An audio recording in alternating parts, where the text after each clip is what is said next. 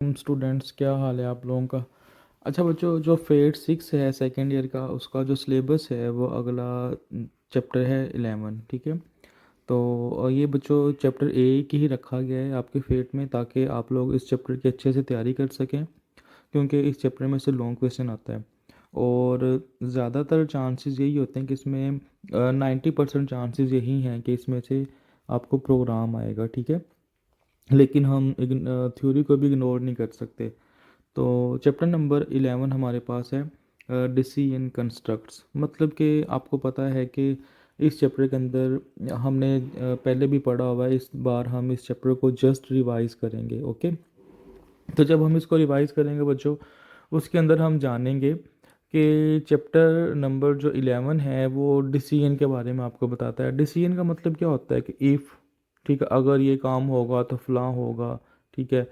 अगर बारिश होगी तो मौसम है वो ठंडा होने के चांसेस हैं। अगर जो है चांद नज़र आएगा तो रोज़ा होगा। अगर चांद नज़र आएगा तो अगले दिन ईद होगी। ये सारी कंडीशन इसके अंदर आती हैं। अगर हम प्रोग्रामिंग कंडीशंस की बात करें, तो अगर बच्चे के नंबर 33 प्लस हैं तो बच्चा पास है, अदरवाइज़ फेल है। ठीक है। इस तरह की कंडीशंस के बारे में हम जानेंगे।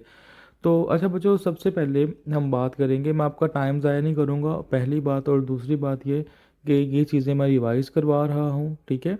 तो रिवीजन के दौरान जो है काफ़ी चीज़ें मैं यही सोच के जो है वो स्किप करूँगा कि आपको वो पता है, लेकिन मैं कोशिश करूँगा कि सारी चीज़ें गो थ्रू हों। ठीक है। तो अगर आपको किसी चीज़ की समझ ना आए तो आप लोग कमेंट सेक्शन में पूछ सकते हैं मुझसे। अच्छा बच्चों, सबसे पहले हम बात करते हैं कंट्रोल स्ट्रक्चर्स की। ठीक है। देखो बच्चों, कंट्रोल का मतलब होता है कि एक चीज़ को कंट्रोल करना। अब कंट्रोल स्ट्रक्चर में हम ये चीज़ जानेंगे कि कौन सा जो आपके पास सेट ऑफ स्टेटमेंट्स हैं वो रन होंगी और कौन सी नहीं होंगी। वो डिपेंड करता है आपकी कंडीशन पर कि आपकी कंडीशन क्या कहती है। ठीक है। अब कंट्रोल स्ट्रक्चर में हमारे पास तीन तरह के स्ट्रक्चर आते हैं। सीक्वेंस आता है, सिलेक्शन आता है, रेपिटेशन आता है। सीक्वेंस का मतलब क्या है, आज तक हमने जितनी भी प्रोग्रामिंग की है चैप्टर 8 9 10 में, वो सारी की सारी हमने सीक्वेंस प्रोग्रामिंग की थी। हमने ये जाना था कि सी लैंग्वेज के अंदर वो नंबर फर्स्ट से शुरू होता है, फर्स्ट लाइन से शुरू होता है, फिर सेकंड, थर्ड, फोर्थ, इस तरह चलता है। ठीक है। तो सीक्वेंस का मतलब होता है लाइन बाय लाइन कोड चलना, मतलब कि पहले फर्स्ट लाइन एग्जीक्यूट होगी, फिर सेकंड होगी, फिर थर्ड होगी। इसको हम कहते हैं सीक्वेंस कंट्रोल स्ट्रक्चर। फिर बच्चों आपके पास आता है सिलेक्शन, जो हम इस चैप्टर के अंदर पढ़ेंगे। सिलेक्शन का मतलब होता है कि अगर ये आपकी कंडीशन पर डिपेंड करता है कि आपकी कंडीशन कौन सी चलेगी, रन होगी। ठीक है। अगर if marks are greater than और equal to 33, printf you are pass. Otherwise else के अंदर चले जाएंगे, तो एल्स के अंदर हम लिख देंगे कि यू आर फेल। तो अब इसमें कंडीशन तो एक ट्रू होगी ना हमेशा, तो यहाँ वो पास होगा या वो फेल होगा। तो अब हमारे पास दो कंडीशंस बनेंगी, लेकिन जो सेट ऑफ स्टेटमेंट्स है वो हमारे पास एक ब्लॉक की चलेगी। ठीक है। सिलेक्शन के अंदर बच्चों इफ़ आ जाता है, इफ़ एल्स इफ़ आ जाता है, उसके बाद स्विच स्ट्रक्चर आ जाता है।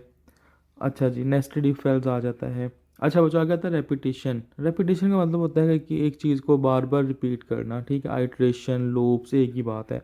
तो इंशाल्लाह चैप्टर जो 12 है वो हमारा रेपिटेशन का होगा। सीक्वेंस का मैंने आपको बता दिया, सीक्वेंस के साथ सारी स्टेटमेंट चलती हैं। उसके बाद अगर हम बात करें सिलेक्शन की, तो उसके अंदर आपके पास इफ़ एल्स आता है, स्विच आता है। ठीक है। इफ़ भी आता है इसके अंदर। अच्छा बच्चों, आगे हम बात करते हैं what is an if statement. अच्छा बच्चों, इफ़ स्टेटमेंट की अगर हम बात करते हैं, if is a keyword in C language, it is use to execute और ignore a set of statement after testing a condition.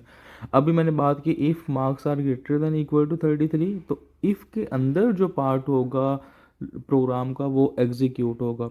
ठीक है। अगर कंडीशन ट्रू होगी तो वो एग्जीक्यूट होगा, अदरवाइज जो इफ़ के अंदर जो आपने पार्ट दिया होगा, स्टेटमेंट्स दी होंगी, वो एग्जीक्यूट नहीं होगी। यही वो बताना चाह रहा है। वो कहता है इफ़ इसके अंदर कंडीशन आ जाएगी, वो हम आगे पढ़ेंगे कंडीशन किस तरह बनाते हैं। तो अगर ये कंडीशन ट्रू होगी तो ये जो ब्लॉक ऑफ स्टेटमेंट्स हैं वो चलेंगी, अदरवाइज़ वो नहीं चलेंगी। नहीं तो फिर ये जो स्टेटमेंट होगी वो चलेंगी। ठीक है। अब उसने एक प्रोग्राम दिया हुआ इवन और ओड नंबर फाइंड करने का। ठीक है। आपको ये प्रोग्राम को पता होना चाहिए। यूज़र्स हमने हमने एक मैसेज प्रिंट कराया, इंटर एनी नंबर। स्कैनफ आपको पता है कि ये इनपुट फंक्शन है, हमने यूज़र से एक नंबर लिया और हमने चेक करना है कि क्या वो नंबर इवन है या ओड है। हमने उस नंबर को 2 पे इसका मॉडुलस फाइंड किया, आपको पता है जो परसेंटेज का साइन है मॉडुलस फाइंड करके देता है। अगर उसका जो रिमाइंडर है, इसने कंडीशन नहीं दी, कंडीशन इसने इसके अंदर दी है। बच्चों इस तरीके से आप लोग प्रोग्राम ना कीजिएगा, तो आप लोग आसान तरीके से कर लीजिएगा। मैं आपको वो करके दे देता हूँ, मैं जो डायरेक्ट चीज़ है वो लिख देता हूँ। देखिए, तो अगर हम करते हैं ये देखिएगा, ठीक है। इसके अंदर सिंपल बच्चों आपके पास आएगा इफ़, जो आपने नंबर लिया यूज़र से मॉडुलस 2, अगर वो 0 के इक्वल आता है तो आप प्रिंट एफ करोगे, नंबर क्या होगा, मैं सारा नहीं लिख रहा, शॉर्ट लिख रहा हूँ, इवन।